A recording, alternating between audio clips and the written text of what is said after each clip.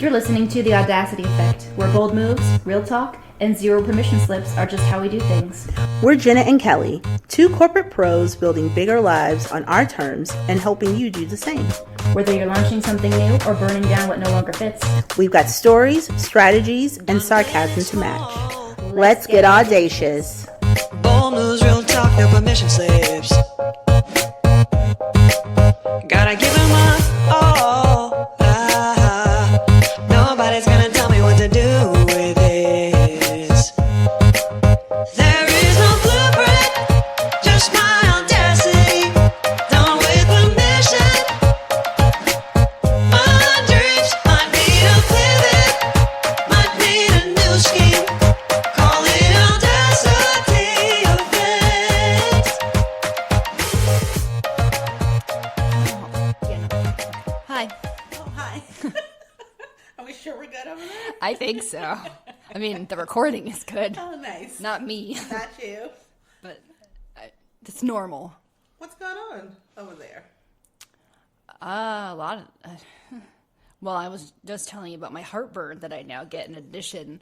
I had hot and sour soup last night. I'm just going to retell it. Why not? Go ahead. And I don't get it very often, but I'm like, I just really want some hot and sour soup. Shally was talking about getting it from a authentic Chinese place. And I'm like, well, they don't have that here, but this will be fine. I have my one place I really like it from. Mm-hmm.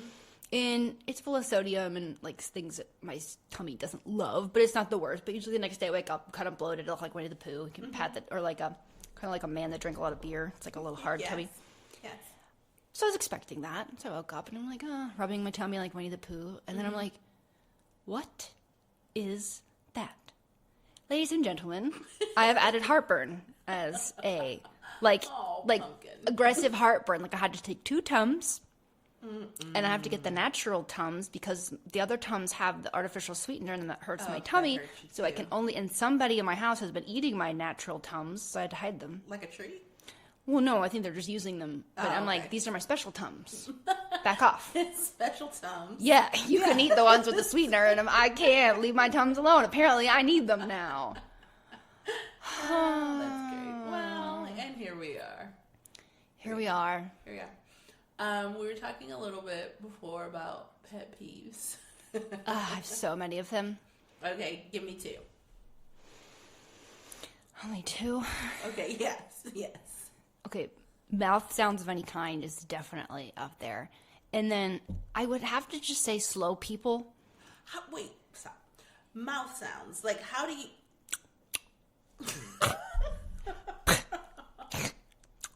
you... Any of those. I don't know if those are going to come through. I'm sorry in advance. Any mouth sounds. Smacking, gulping, swallowing loudly, spitting, smacking lips. I had to stop listening to a podcast the other day because she kept I can't. Once I hear it, I'm like, oh, I can feel the sensation coming over my body. Like, I try not to be that annoying person because I'm not doing it just to be like, oh, can you stop? I can't. Ugh. Really? Yeah, it's bad. So my big one, we'll go back to your second one. Okay. My big one is when I see someone rubbing their mouth and opening their eyes at the same time. Let me show you. Sorry, listeners, you can't see this. Oh, she's itching her eyes if you had something in it, but apparently to itch one eye, you have to open your mouth. Oh, why? Let's all try itching her eye with her mouth closed. It's possible. It is possible. What is that? And then when it happens in public, it makes me a little stabby. Trying to catch flies. Yes, what are you doing over there? Close your mouth.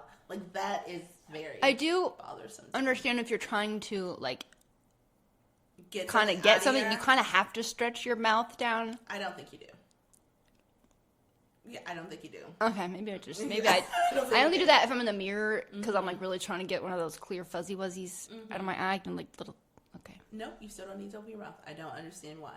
Why is that a thing? Nope, it's bothersome. That is one of my biggest pet peeves. Okay, I have to be more aware of that. Okay, what's another one?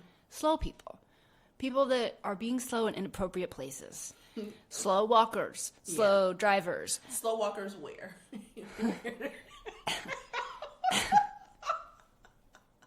I mean, like everywhere, but in the airport, have you been in those little moving walkways and somebody gets on there and they're moseying? I'm like, move over. Move they over. say specifically, It literally if you're says, gonna if move, you want to mosey, like you're over walking there, out right. of, yeah, get over. Get out of my way. Grocery store, I constantly run into, and they just take up the whole aisle while they're looking for something. Oh my gosh! Speaking of, let me just say, so Trader Joe's just opened very, very close Yeah, to yeah, me, yeah. down the street here, and I went in the other day because I was like, this is either going to be the best idea or the worst idea I ever had. I went on Christmas Eve, whatever day that was, because I still don't know. That sounds like you're setting yourself up for the worst idea. Absolutely not. It was Really?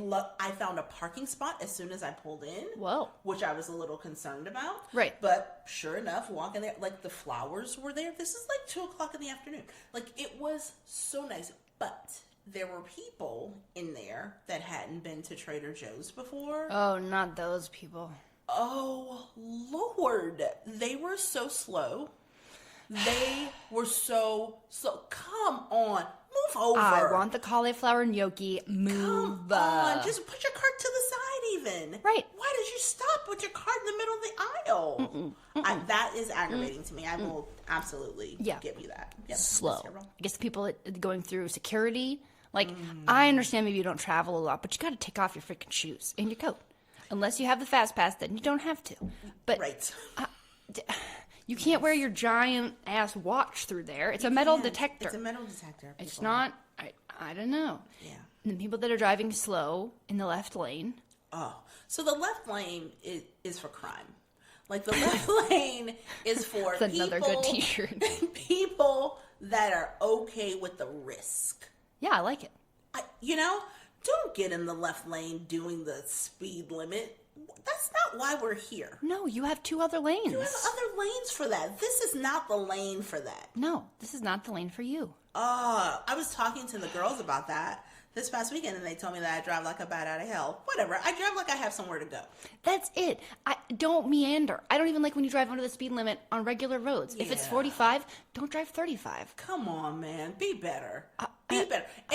And I'm gonna say this, and I will stop talking about the left lane, but if you see somebody coming up, move.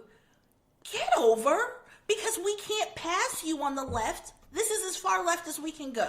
A wise man once said, "Move, bitch, get out the way." Get out the way. Are you speaking of the philosopher Ludicrous? Indeed. Ludicrous. Fancy about it. He was very wise, man. More of you should listen to him. Oh, that's My so last great. slow person thing is when you're at a stoplight. And if you're in front of me, the light turns green, I will count 1 Mississippi, 2 Mississippi, 3 Mississippi, honk. You honk. Yes. Okay. Yeah. Because green means go. Green does mean go. I don't honk because I think it scares people. Yes, as we said, that's what I'm intending to do. You want to I want scare you to be people. startled. Because you got to go. Shoo shoo. So I will say this, when you're merging onto the expressway and someone merges slowly, You're going to cause an accident. you're gonna and I actually, that is one of the times in my life where I just want to get up and, I want to bop you. I want to bop you in the head. If I could just walk out of my car and bop somebody in the head, that'd be the only time. That seems acceptable. Thank you. Just don't. And then also, I guess this isn't slow people, it's rude people. Because a merge lane is for merging. You go 1 and 1. Yep. 1, 1, 1, 1. You can't keep me from merging. No, I'm you not can't. cutting in line. What are you doing? I don't cut lines. That's I follow crazy. rules. I know. I give one, you give one. I give one, you give one. That's what you do. Yes. Anyways. So if you need any driving expertise, we're your girls. Yeah. No, don't have me park. I'm not good at parking. I don't know why. You don't? I always park crooked. Oh. I'll be the first one to admit it. Not good at it. Yesterday I did pull into a parking spot and I got out and I was like, that is questionable what I did there. I make sure I'm in the lines, but I was in the line, but it just wasn't a good no. Last time Josh was with me, he's like, I'm not getting out of the car until you fix this. This is embarrassing. He was right. I'll be the first one to admit my weaknesses. It's not parking. I think I need depth perception in me. It's not my testimony, as you say. No. I mean, we all have our things, but that ain't yours. No. One thing that is mine, though, is having a constant sense of urgency, which is what we're going to talk about today. I don't know if that came through with my 1 Mississippi, 2 Miss, and I'm already feeling I'm being generous by giving you the Mississippis. Wait, you are so right. I just realized that. Yes. Oh, and you do count, don't you? Yes, and I think I'm being courteous, with, like I said, with the Mississippis, because I really should just go 1, 2, 3, honk. But I go 1 Mississippi, 2 Mississippi. That gives you really 6 seconds. Mm-hmm. Stop looking at your phone. Mm-hmm. Stop opening your mouth while you're touching your eye. Look in the mirror. Stop doing that. Go. Okay. Yes. Yeah. So this is for the people that feel like they're always behind, even though nothing is on fire. Even if your pants are feeling a little toasty. Okay. So I often, I used to consider calm as lazy. I could be doing something. Yeah. Like I would always think like idle hands are the devil's workshop was always what I would think. And so I felt like I need to be like going and doing something like suddenly your hands are like on inappropriate pornography. You know, I don't know about that. Hands, what are you doing? What else would the devil's work be? I don't know. I didn't see it, but that's how I felt. Idle hands, devil workshop. Vacuuming without like really getting in the corners. Oh, maybe. Like that's terrible. I think that's what you and Josh would say. Vacuuming before dusting or dusting before vacuuming. I don't remember which one. You should dust first, get the stuff down, and then you. That's what I said. Yes. Okay. Anyhow, but yes. So for me, like that kind of if I wasn't busy, like constantly doing something, like I am being idle and being lazy. And the only way to circumvent that is to go. So turns out that's like a survival mode and not actually a thing. Really. Yeah, I guess there's a difference between being wound up a little tight and having a constant sense of urgency. We talked about it briefly before we started, but you made a good point, which is maybe it's not like a catch-all. I think you can have like self-induced urgency, but it comes from external sources. Mm-hmm. So it's not just you wanting to accomplish a lot because you have a lot of energy and you're feeling good that day. Mm-hmm. There's some sort of pressure that if you don't do this, something bad happens. Yes. I think. Yes. I was constantly in a place of, if I don't do all of these things, like my family's routine and life will fall apart. And so it was just, I felt like if I didn't, I was also like, I kept all the balls in the air. Like I felt like I had to be doing something to keep all the balls in the air. And I never gave myself an opportunity to just be. Mm-hmm. Hypervigilance, I think is what they call it. That's one of my favorite things to do. But do you think, this is a bit off topic, but like, not like we don't do that all the time. Do you think hypervigilance really comes from, well, I guess I kind of answered my own question. I think it's a perceived sense of control, right? Because you don't actually have any control, but you feel like if you just keep moving and keep all the things and keep so-and-so happy and nothing is undone, then you have this false sense of safety or security. Absolutely. Right? That's exactly what that is. It's, it becomes it feels like a safety net even, that kind of control. It feels like if I can take care of all the things, then nothing will go wrong and I have everything. And don't you worry, I got it all. I'm dying inside over here. Right. But this does not feel sustainable, but I'm going to sustain it anyway. Yes, that's exactly it. And so in reading a little bit of what we have here, it's like a lot of the origins are growing up in chaos, being the responsible one early. Or the parentified child. Yes, the parentified child. Trauma, instability, or unpredictability, and being rewarded for over-functioning. And I can, 3 of the 4 me. Easily. Yep. Easily, 3 of the 4 is me. But especially, like, being the responsible one early. That was really, really big for me. And I've always, like, made sure everybody was okay and everything is okay and everything is taken care of and everybody's smiling and is everybody smiling? Nobody's smiling? I need to do something to make sure everybody's smiling. Look, if I do the thing over here, everybody will be proud and they'll be smiling. So I'm just going to keep doing the things and I grew up just And if I like stop that. doing the things, everything falls apart. And nobody's it's my smiling. fault, And it's my fault. And everyone's sad and miserable. Yep. And nothing works. Yep. Which sounds egotistical. I guess it is, actually. It is, I guess yeah. it is. But it doesn't feel that way because you're truly, genuinely concerned about the people around you. But it's a hard pill to swallow when you have to say, okay, but yeah, that is still your ego. Like, that is still a bit of hubris there. Like, you think that you could control everybody. You think that you're responsible for... But when you grow up being made to feel that way, Yes. it is really hard to transition out of that as an adult. Yep.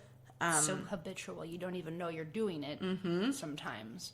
A lot of times. I think that's why we're talking about it. Where do you see your sense of urgency, other than driving, come into play? Everywhere. Everywhere.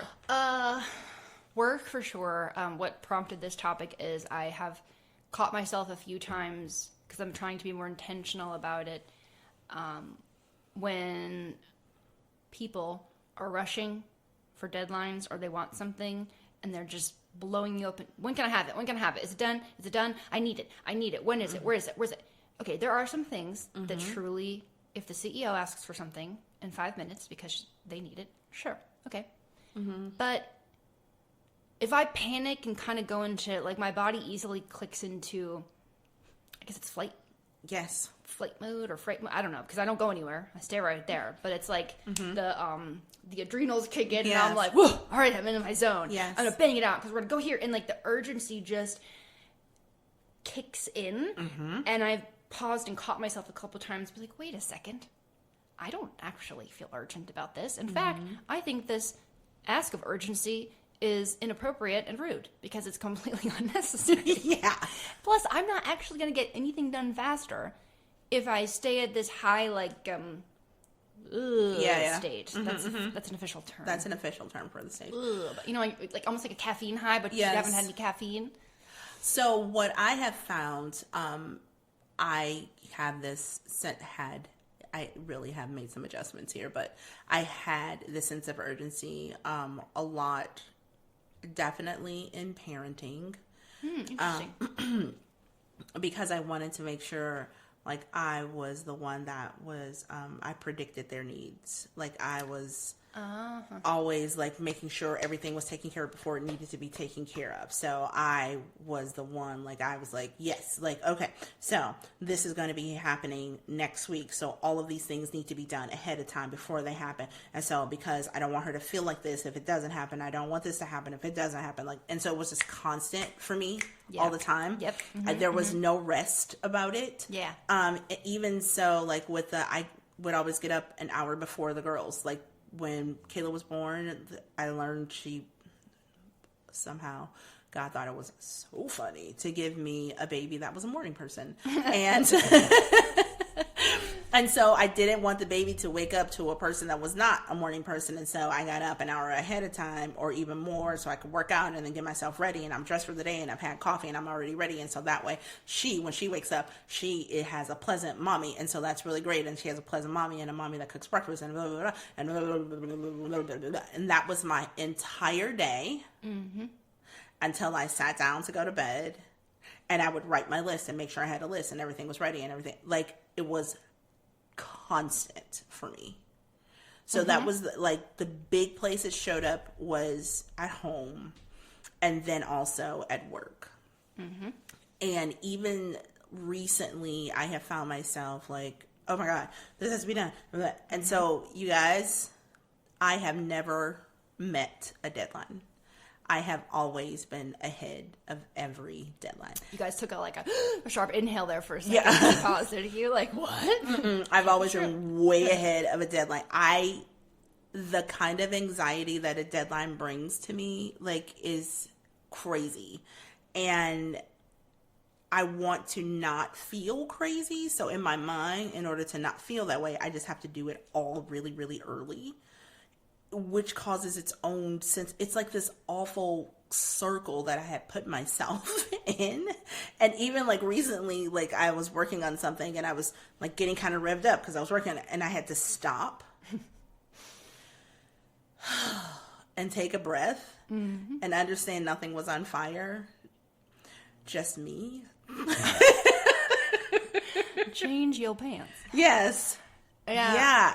Like the urgency, that bug is real, man. It is real. And I guess until, we told you guys, we kind of just freeform this on the call, I was going to say, on the pod. I've not necessarily thought of urgency and hypervigilance as a synonym, but they are. They are. And so maybe not for kids, but for every situation, I have to be running 17 different scenarios of mitigation potentials like in my head, no matter what. I have my day pretty much bulleted out, which there's nothing wrong with that. But I think one of the things we wanted to call out specifically to help differentiate between what's you just feeling energetic that day and being very organized and productive versus maybe there's some like nervous system regulation that needs to be going on because the urgency is not healthy. It's not. It's not healthy to live like that all the time. You really should be saving that for when somebody's dying or like someone fell and like you called 911. Yes. Or like you have to get a child snatched out of the way of a moving vehicle. Like that's probably the only time that the level of urgency that I know I bring, and I'm sure a lot of you guys bring to the table, should be utilized, and we just use it for writing emails. Yeah, come on, man.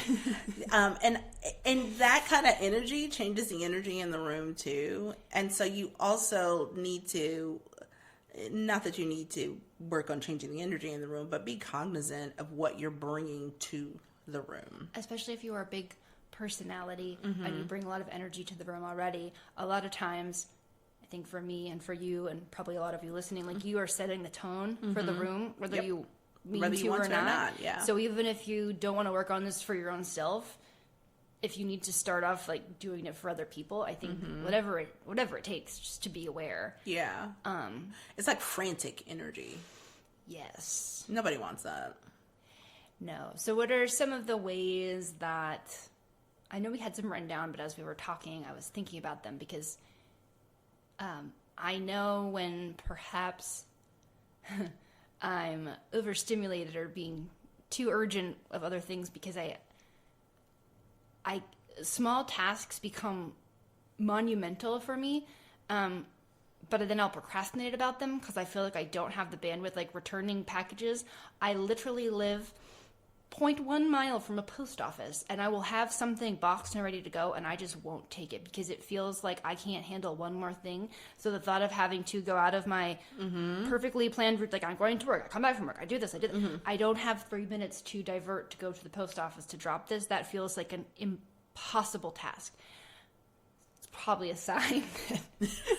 So when I'm in so what I have done in that space.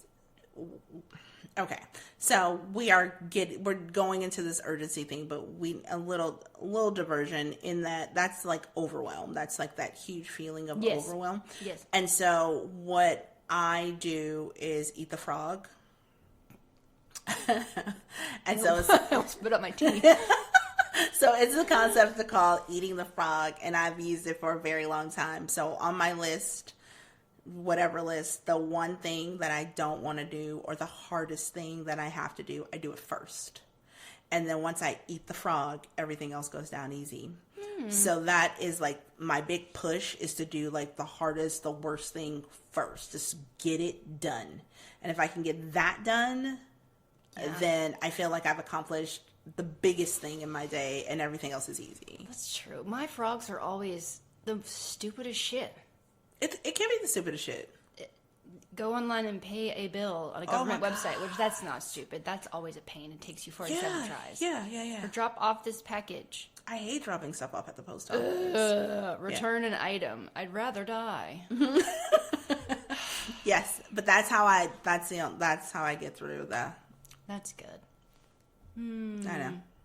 Anyway, Sorry. urgency. So we are talking about your nervous system. So like little signs. So it says, here are some signs. You rush when there's no deadline. That is me. Silence makes you anxious. You multitask compulsively. Yes. You feel guilty resting. Yes. You, you need background noise constantly. If I had more than two hands, I would put them up. Like, there can be no time. There has to be a podcast, TV, music, silence. I'm allergic. And I didn't even know that anyone noticed it, except Josh said he called me when I was driving the horse trailer down to Raleigh last week, and he's like, all right, well, I'll let you go back to, like, he just called to check in, and then he's like, okay, well, I'm going to let you go back to whatever podcast or music you're listening to compulsively since you can never be in silence. And I'm like, I'm sorry. What? But he's not wrong. He's not. I cannot. I think I get hives. Really? Yeah, I can't stand it. Okay, keep going.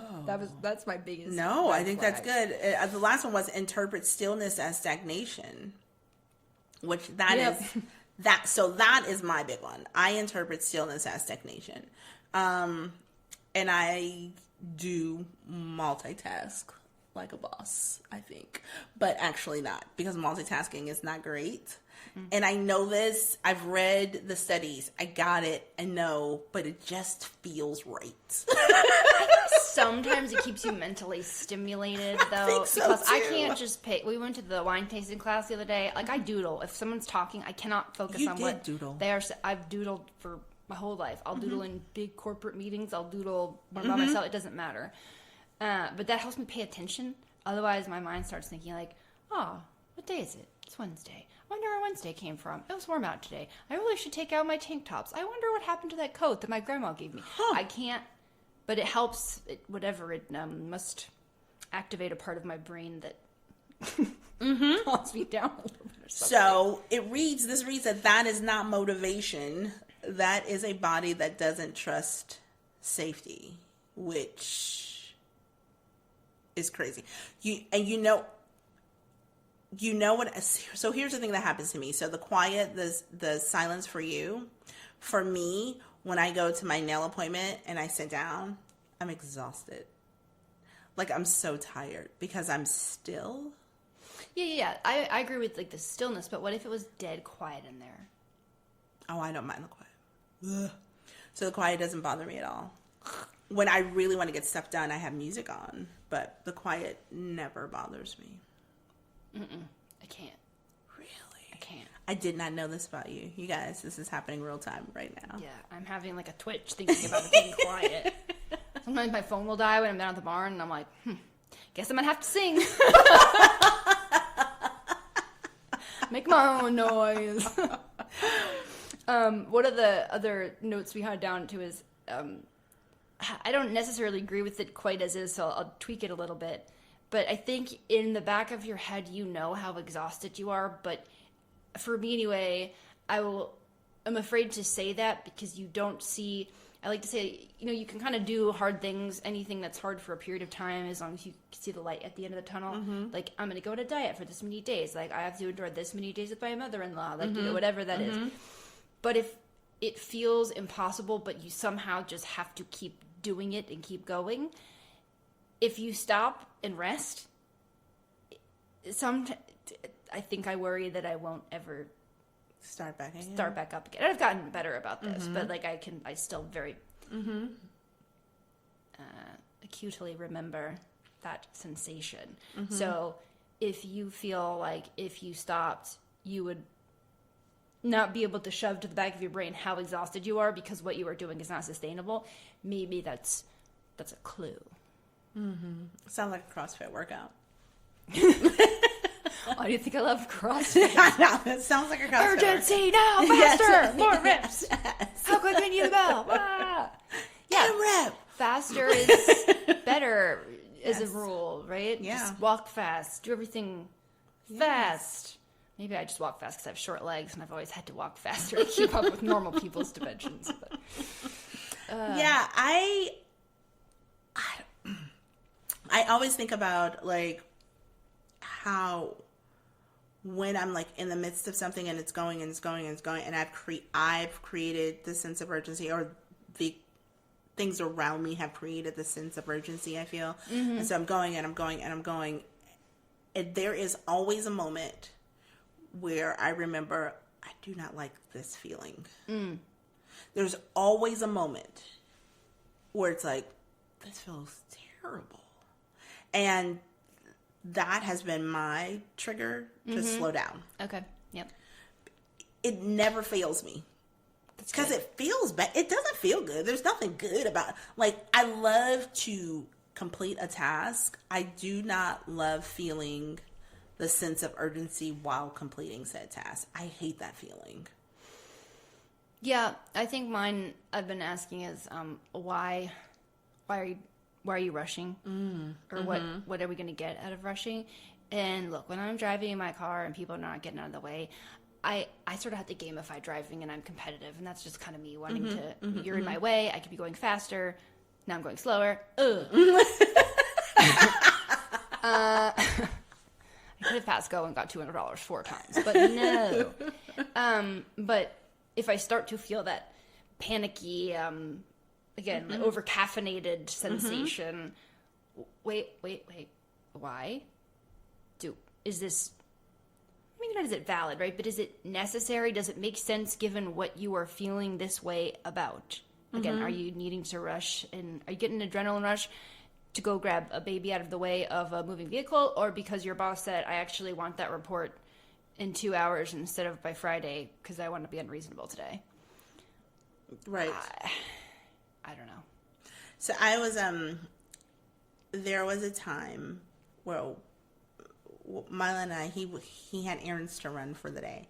And so for me, like, I've stressed about my sense of urgency, having to run errands, like, in my mind, I kind of map out, like, what I needed to do. And then I would, like, go and do it. So if I needed to go to the grocery store, God forbid, the only grocery store I really will go into is Trader Joe's. I just really need to note that. I will not. I hate it so much. But if I needed to go into the grocery store and grab it, I knew exactly where to go to get it. So I go in, I grab it, and I come out. If I need to go to the mall, oh, Jesus, help me. Ugh. Why do you have to go there? For whatever reason, if it happens. And so if I needed to go, like, to do something, I knew exactly where to park to go into the store that I needed to go in. I'm glad that was past tense. New. Exactly what I wanted, grab it, come out, be done. Like, it was very, like, very systematic, very, very precise what I need to do. Yeah. And so Milo wanted to run errands and wanted me to come with him, which I always thought, I was like, oh, this is a thing. Okay, so we run errands together. Okay. So we go to run errands, and he wanted something particular, and he had seen it in another store. And so... Wait. I'm not going to say it. Keep going. So he said, so we went to a different store, which confused me because I said, I thought you knew it was there. And he was like, I do, but I also want to see if they have it over here at this, in this store. No. And I was like, oh, Why? and so that would be in the garden area, but we parked on the other side because we could walk around and look. And when I tell you, did not understand what was happening. My body was fighting this so intensely. And I was like, what are we doing? I thought we were running errands, because running errands is urgent. Running. People say running. People don't say running. walking errands. He was like, I just want to enjoy the day with you. We don't enjoy errands. I was like, oh my God. Yeah. And so I have had to learn to slow down. There was no reason for me to be rushing to be that efficient. Nothing was on fire. Nope. Nobody needed anything. It just felt like it was something I needed to do quickly and get it done and be done and blah, blah, blah. And then I have more time to do more things quickly. And turns out I actually enjoy it now. But can't we just still do that? Can we do that sometimes? Because I mean, there are times that I just want to like get it done. to be Sure. fast. But it's just... Okay, so some days, like, stop and smell the roses a little bit. Yeah. Like the fence building. Like the fence building. That was not the most efficient mission that I've ever been a part of. No. But instead of getting irritated, I Yes. was like, this is nice time that I can spend with my husband, who spent God knows how many hours doing horse activities that he was bored to death at, that he was just there because I enjoyed him being there. So I can do it. You can do it sometimes. Sometimes. Yes, you can.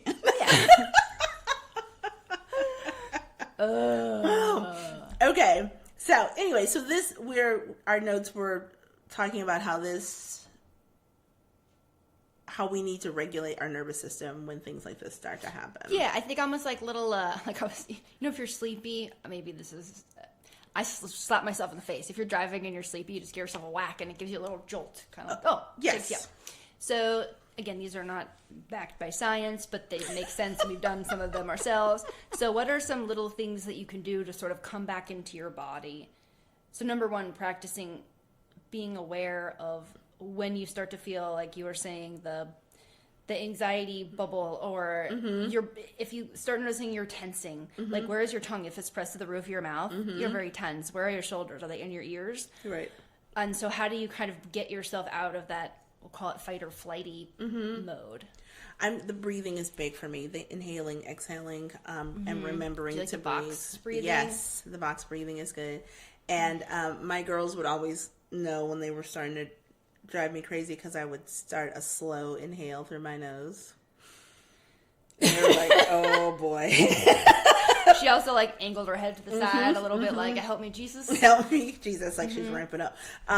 She's trying to calm herself down here. But yes, the breathing is, that's been really good. And it does reduce carbon dioxide and activates the parasympathetic response. Yeah, it's crazy. There's a whole lot of research on breathing. I should do more of...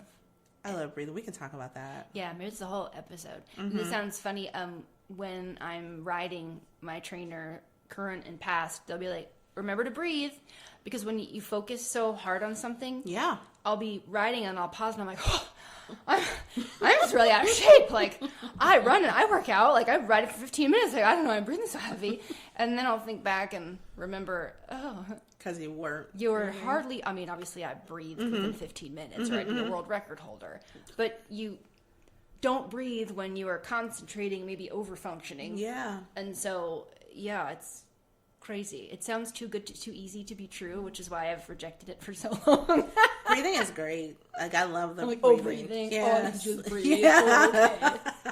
This is stupid. This is bullshit. Yeah, it's like eat the cake for every meal and you won't have diabetes and you'll lose 5 pounds. Like, oh, okay. Okay. Like, that's what it sounds like Yes. to me. Yeah, it turns out it works. Another one is the temperature reset. Like, cold is a reset button. Have you tried this?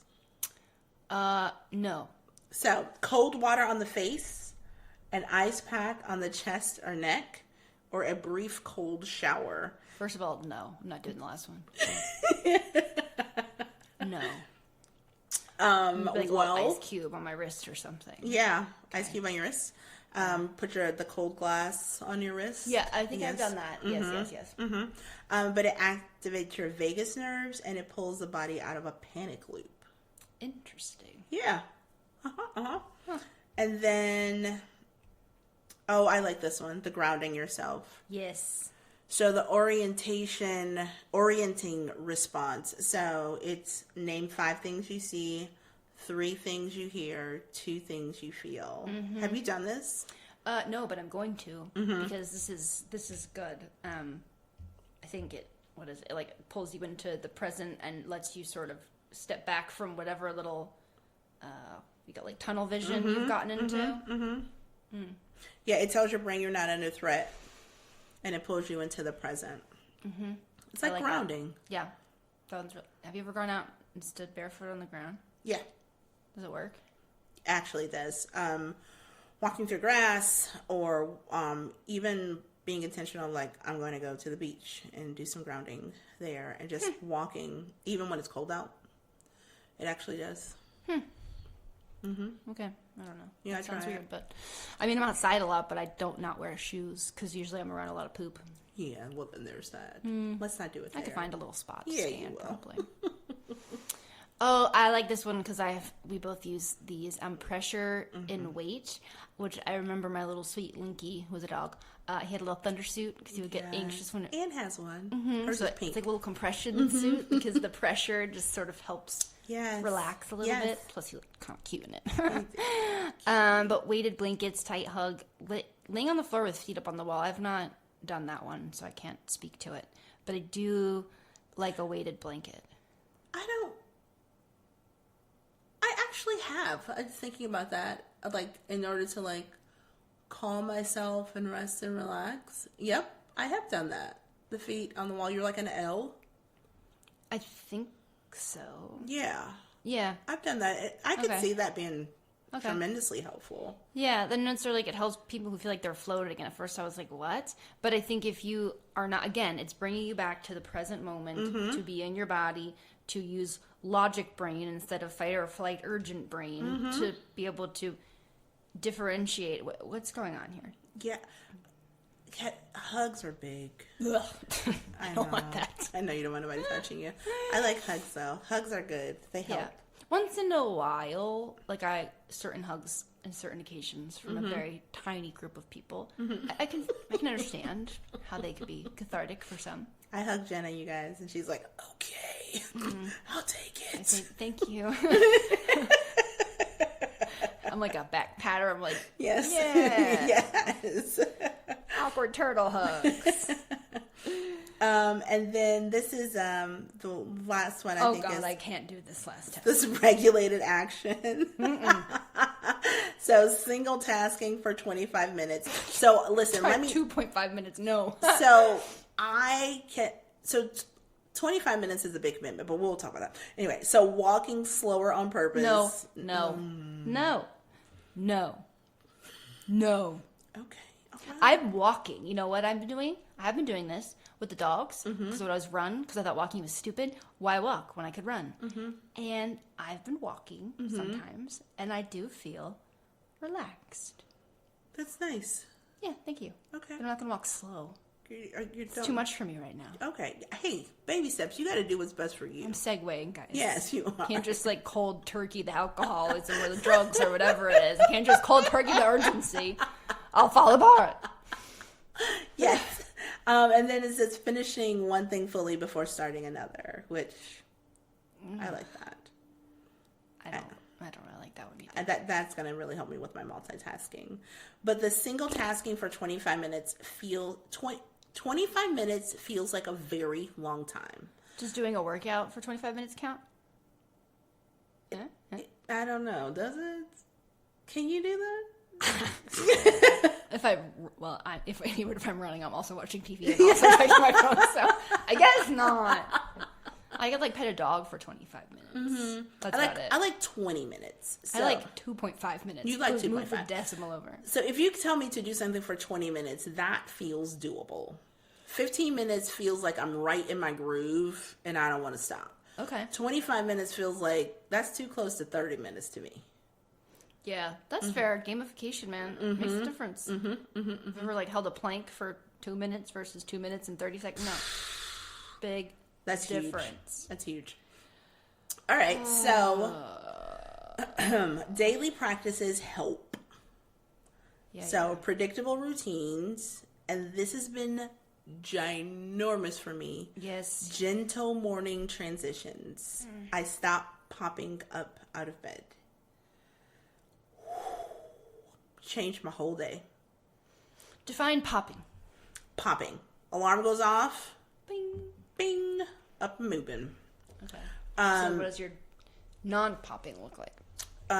Alarm goes off, and I make sure my alarm is off probably about 10 minutes before I need to actually start getting up. Okay. And I stretch, and I take deep breaths, and I take time to try to recall my dreams and set my intention for the day. All of that is happening in my head before my feet hit the ground. I'm picturing you one of those drug commercials where they wake up in the bed and they just stretch. And Stretch, now that I have this drug, everything is easy peasy, lemon squeezy. Yes, it's kind of like that. Okay. But a full body, that full body stretch from head to toe. Yes, I do. That's I love it. Oh my gosh. So I do that in the morning. That feels so good.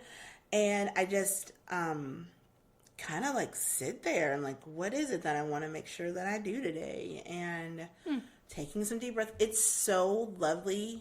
It has been such a great start to my day. I feel much better than when I would pop up. And yeah, get moving really, really quickly. Another is less caffeine, which, what? I did start doing that because I was an over-caffeinator, which didn't help. I already talk way too fast, so I don't know. You were over-caffeinator? Not recently, but like last year I was drinking lots of espresso. Oh, okay. And again, my normal pace of talking, like everything else, is fast. It's fast. So imagine me over-caffeinated. No one can understand what I was saying. Oh, yeah. Fewer notifications. Ooh. Okay, we were talking about this. So the only notifications I get on my phone, Or when I text her. No, just kidding. yes, text messages and like phone calls. Every other notification is silenced because a notification is like a crying baby to me. It cannot be ignored. I must see what it is. And so I silence them and I look at things when I want to look at them, as opposed to when my notification tells me I need to. And that's created less urgency in my life. Mm-hmm. I guess it's a theme for some of these things. It's where you have the ability to deprogram the unnecessary urgency or the urgency that you've sort of woven into your own routine. Or maybe just start being intentional and noticing it and don't even worry about doing anything about it. Just notice it first. Yeah. Because it probably is showing up in a lot more places than you think. Yeah, probably. And then the last one is ending the day without screens. Well, I can't because I have to listen to something.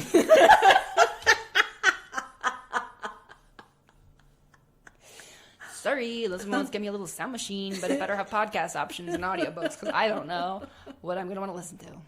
I do like listening to an audiobook or like a sleep meditation before bed. Yep. But I don't have a TV in my bedroom, so I'm not watching TV or not like looking at a laptop or anything like that before bed. But I like a good sleep meditation. Those are good. I like those when you do the body scans. That's where I started with the don't put your tongue on the roof of your mouth. Yes. I'm like, how did you know? How did you know that? Stop it. It's like, release your tongue from the roof of your mouth. I'm like, oh, it was up there. That wasn't was up there. Yes. Dang.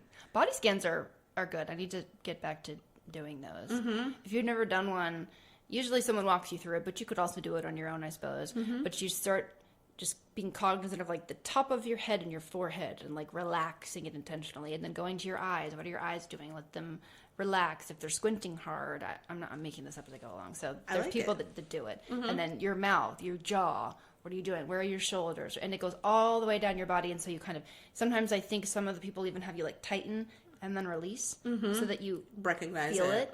Yeah. And speaking of what we were talking about last time, that my commitment to more body awareness, maybe that's something that I should do. It's just slow. So I wish there was a slow. fast one. Is there body scan in under 90 seconds? I want that. It also helps you go to sleep. Like, it really does. Yeah. I don't have trouble falling asleep. The good thing about when you're fast all day is once you hit the pillow, you're like, whoop, Done. you're tired. You're done. For now, although I don't know, that might change. My sleep might be taken from me in my 38th year. No, you'll be fine. You'll be fine. So, ask yourself, am I moving out of clarity or fear? And would I still do this if no one was watching? Because is it an external thing? Like, are you moving because you want to make sure that people know that you're moving? Or is it... Maybe what happens if you slow down? I don't think you have to slow down all the time. I'm never going to be a putzer from walking. But if, like you were saying, the day you're out doing errands with Mylan, you didn't have anywhere to be. So pausing and saying, do I need to be... Almost like use your urgency quarters, like wisely. Yeah. I don't need to use that today. Like, I don't have to run with the dogs today because I have 30 minutes before I have to get to work. So let me walk. And then it's sort of calms down the nervous system, I think. So little things like that. Start there. You know, one of the things we do before we go, one of the things that I love that we do in our meetings is before the meeting even starts, we have a segue. And it's just a little question about, like, what was something that made you smile this weekend? Or what are you looking forward to? Or what's the best thing you've eaten? But it starts the meeting. And so Everybody has to go around and answer it? yeah, you go around and answer it. We have a smaller group. We go around and answer it. But it takes the edge off of the meeting. So, like, if people are coming in, like, hot, it takes the edge right off of the meeting. And so it's a great psychology tool as well, because the meeting starts with people feeling pleasant. It's pleasant feelings. And it really, like, I have noticed how, yeah, you could see, like, shoulders going, like, legitimately watch shoulders going down and relaxing. Before, like, we get into the nitty gritty. What? Say it. I have a conflict with this. Uh-huh. Because if you did that to me on a meeting, I'd just say, no. I'm not doing this. We're here. Let's talk about that. But, I mean, yes, I can see. Then I guess I sort of do that with my annoying humor, with, like, weird jokes that, and then I'll kind of go back from being goofy to being extremely aggressive back to being goofy because it's disarming and people don't really know how to react to it. Lately, I've just been angry, but let's go back to the funny part. So, yeah, I can see that. It's disarming. It can be. Yeah, I think to your point, it depends on the group size and make sure it's like a quick round robin thing. It's very quick. Because otherwise it can feel like we're all in too many meetings. We're now in this meeting. In the first 15 minutes we spent doing introductions. Oh, yeah, no. It's not like that. It doesn't feel like that at all. It doesn't feel like I'm wasting time, but Like, it does feel it's like favorite food and you go, pizza, lasagna, Cheetos. Fast. You see what I did there? I made it fast again. Sorry. Oh my gosh. Yeah, remember I said a couple weeks ago or whatever that when people are slow to get to the point, I don't want to listen to You don't want to listen to them. Yeah, that's to be concise. Okay. So we all need to slow down to actually move. Wait, what was your word? To What, are you talking about incrementally momentum? get faster? Yeah. Momentum, yes. Yeah, slowing down will maybe give you more momentum. Yes. Overall. This is calm is not the absence of drive. It's the presence of trust. I could be calm and fast. You can't be calm and fast. Can I don't know how many times I've said this, guys. Like, we're not coming to you with issues that we've solved. Generally, that Jenna has solved. It's usually ones that I'm actively noticing, and I'm like, oh, man, maybe I should deal with that. Later, after I get my things done. Can I deal with it quickly? If I can't deal with it quickly, I'm not dealing with it right now. Oh my God. All right, you guys, so tell us, are you in a place of urgency? Have you overcome this need of urgency? Or do you just not care and you just like listen to us and you're just going to do whatever the hell you want anyway? Yeah. I would like to hear more before and after. So if you are I do. an urgency addict recovery person or something, whatever you would call that, what have you noticed? Like, what has changed in your life?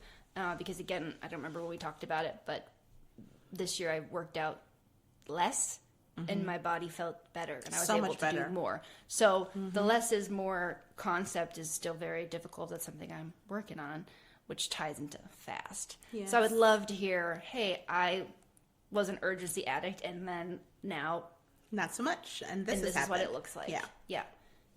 That'd be great. Yeah. Please and thanks. Clearly I need help over here, people. But if you could tell I them, need me too. if you could tell me your stories quickly. Oh my God. Just kidding, kind of. She is not just kidding. If you like put it in a comment on social media, go, I one like submission, am one submission, like that would be probably what I deserve. Bless your heart. I love you. Okay, love you too. All right, you guys. We will talk soon. All right. Later, taters. Bye.